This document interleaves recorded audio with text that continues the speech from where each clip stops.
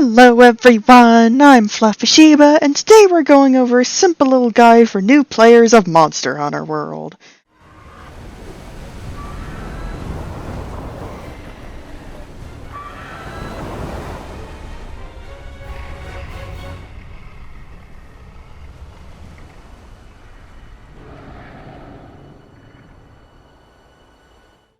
So let's start with something simple, choosing a weapon. I won't go into too much detail as I intend to make tutorials for each one, and I don't feel like making this video take 4 hours of your time in what's supposed to be a little beginner's guide. Each weapon tends to fall into 2 categories, fast with low damage output or slow with high damage output. 4 good examples of this are the Greatsword, Hammer, Dual Blades, and Insect Glaive. The Greatsword is your damage dealer. If you like big numbers and breaking bones, then this weapon is probably a good option to try. It's quite slow and definitely not the fastest, but can cause massive devastation once you learn the proper timings of your shoulder tackles and charged attacks. It can block attacks as well at the cost of sharpness, which is a good option if you can't dodge a monster's attacks in time. It's a great weapon if you like timing your attacks for devastating blows and tackling your way through a monster's onslaught to keep dealing some extensive damage. Alongside it is the Hammer, not quite as slow as Greatsword and not as powerful, but it's great for stun damage and breaking monster parts like horns and foreheads. Oh, that sounds weird even with context. It can also be great fun to use, especially when sliding down a slope for a charged aerial attack. Despite being a blunt object, though, you still have to sharpen it. Yeah, that makes sense.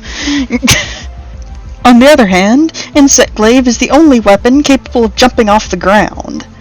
It's great for getting mounts, has decently fast attack speed, and good mobility with the ability to leap into the air and perform multiple aerial dodges and attacks.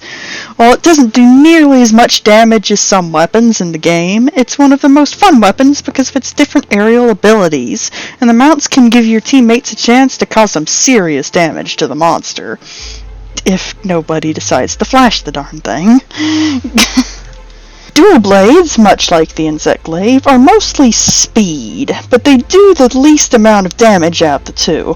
Their speed, though, makes it much easier to get around and dodge attacks, and they can dish out lots of hits really fast compared to most, even if those hits are less potent than the other weapons.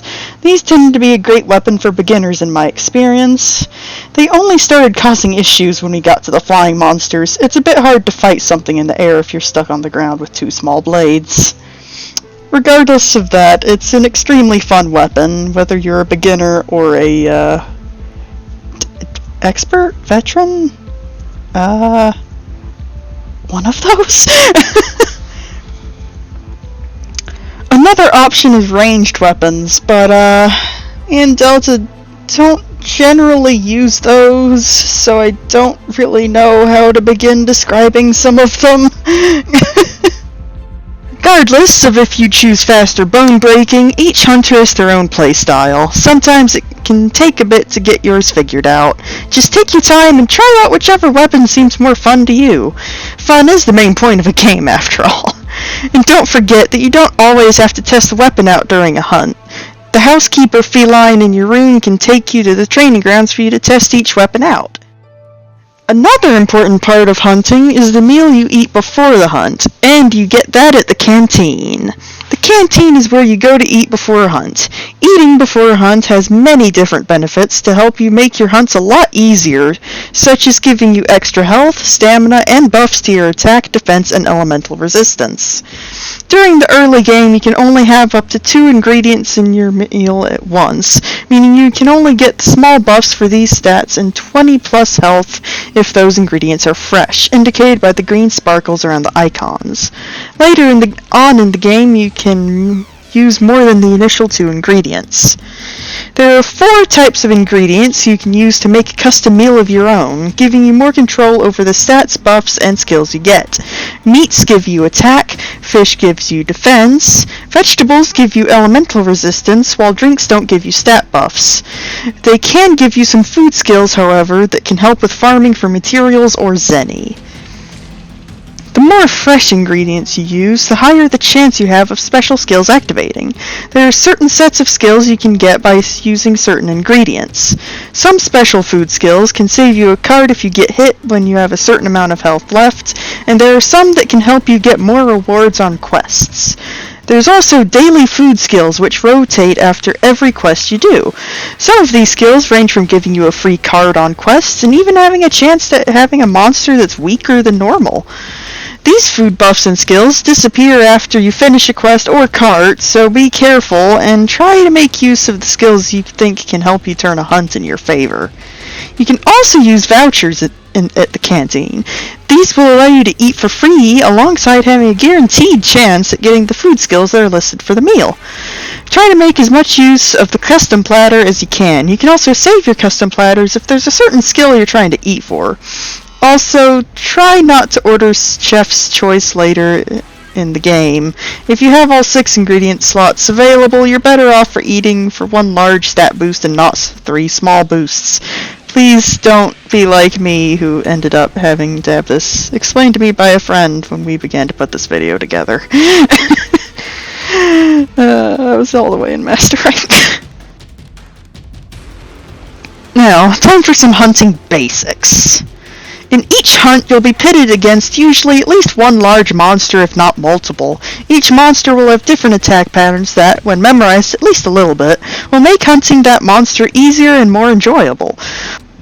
One thing to keep in mind is if the monster is enraged or not. On the minimap, you might notice a yellow eye icon next to the monster you're fighting.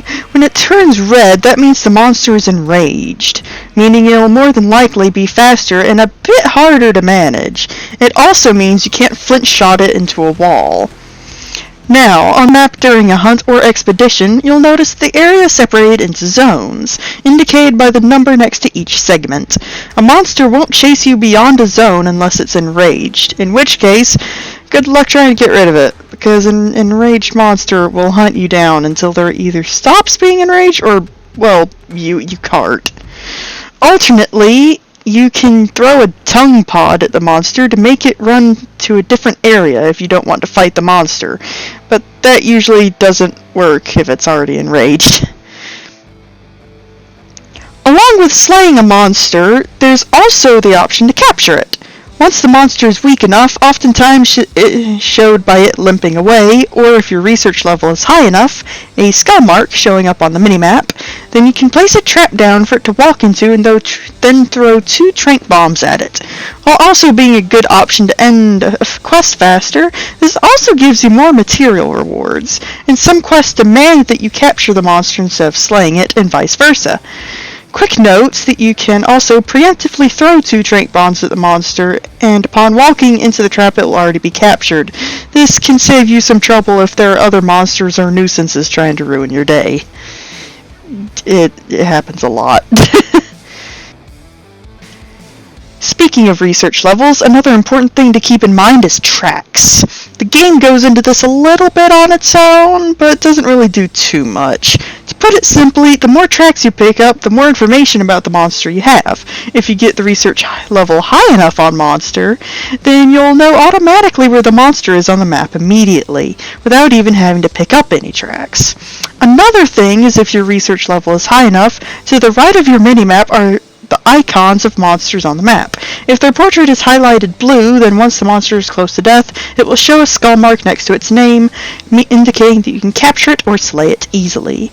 This leads us right out of the hunt and into another, more equally important part: bounties and investigations. Heading to the resource center, talking to people there will give you the menu for bounties and investigations. Bounties are pretty much what you would expect. You register them, and once the task is finished, you talk to the resource center again and you'll get rewards, including armor spheres. These are incredibly important for upgrading your armor. Please don't be like me and run out of them. Please do the bounties. Investigations, on the other hand, are pretty much like quests, but with different limitations, like time limits usually ranging from your normal 50 minutes down to 30 or even 15. The amount of carts you have before you fail the quest also vary, ranging from 1 to 5, and the amount of zenny you earn can be higher than other investigations and quests. You go out, hunt a specific monster or multiple monsters, and then you finish. But these, unlike quests, give much better rewards. More often than not, more rewards, and have much better chances of getting rare materials for weapons and armors. You can get investigations by collecting tracks left by a monster or from fighting a monster and breaking its parts. Another thing is optional quests. These usually let you get more materials and tracks for investigations. Some of them, however, give you rewards like ingredients for the canteen, upgrades for the research facilities, and, most importantly, mantles. These offer a range of different benefits, including elemental resistance, or even automatically dodging out of a monster's attack.